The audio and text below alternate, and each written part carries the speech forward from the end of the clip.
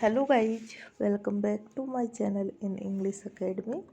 Guys, please like, share, follow, comment and subscribe the channel. Guys, in the last video we have studied about a little introduction of the poet John Milton and his sonnet on his blindness. Guys, in this video we will explain the poem on his blindness one by one line of the stanzas. So guys, come on the topic and let's start now.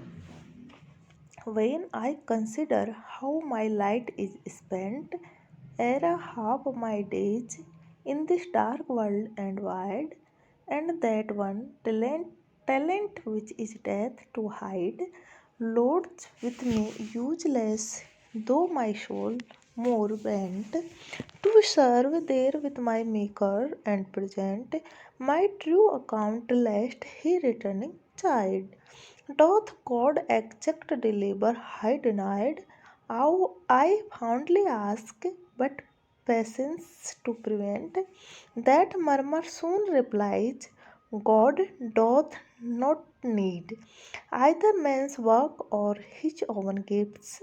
Who best bear his mild yoke, they serve him best. His state is kingly, thousand at his bidding speed, and post over land and ocean without rest. They also serve who only stand and wait.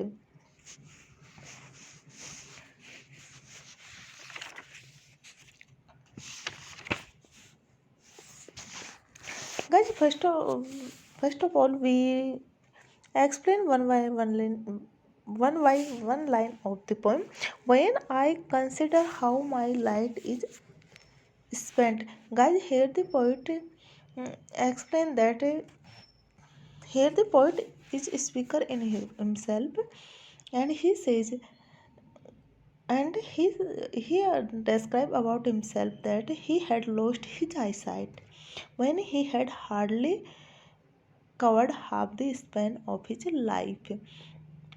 When I consider how my light is spent, ere half my days in this dark world and wide, and that one talent which it death to hide, loads with me useless, though my soul more bent. That the whole world appeared dark and gloomy to the poet. He thought that gift of poetry which had been conferred him by God to serve there with my Maker and present my true account lest he return a child. Dot exact day labor light denied, I fondly ask. Guys, here the poet says that he was almost living useless with him for in his state of blindness, and he couldn't render any service to God by his poetic power. His soul was greatly inclined to write a good poem in praise of the Almighty and thereby present to him a true account of this poetic gift which he had bestowed on him. He wanted to write good poetry so that God may not snub his blindness. There was no help for the blind poet. Sometimes, being aggrieved in his heart, he would ask to himself in complaining mood whether God required full work from a man who had been deprived of eyesight. Though such a questioning only showed the foolishness of the poet, for he never wanted to question the wisdom of God. Yet, in a state of desperation and grief, he would put such questions to his soul and get relief from the expressions of his feelings. Next line, but patience to prevent that murmur soon replies, God doth not need. Guys, in the next stanza, to prevent that murmur soon replies, God doth not need either man's work Man's work or his own gifts, who best bear his mild yoke, they serve him best. They serve him best. Guys, in these lines, the poet says that patience consoles the blind poet by saying that God doesn't require man's labor nor the return of his gifts. His kingdom is very wide and it is conceivably command of God. It is inconceivably splendid and rich. Thousands of angels are at his service.